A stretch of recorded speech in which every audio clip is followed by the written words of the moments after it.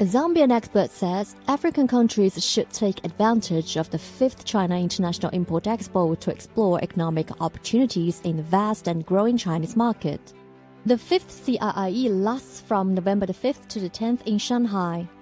It has provided a platform for companies worldwide to display their products, promote their brands, and find more business partners in the world's second largest economy.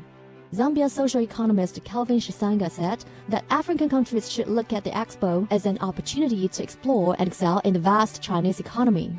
So Africa and Zambia in particular, this comes to be an opportunity to actually see how best we can explore and try to excel as well in the areas that we have not been able to do quite well. And if you look at the way the Chinese economic architecture has been framed, it's like the industry of the world. He also said China's advancement in science, engineering, as well as information and communication technologies over the years makes it an ideal partner for African countries.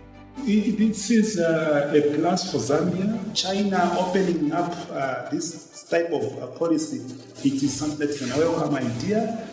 I'm sure with this broad perspective that we are trying to governize here and there, it's going to just open up a lot of opportunities for Zambia.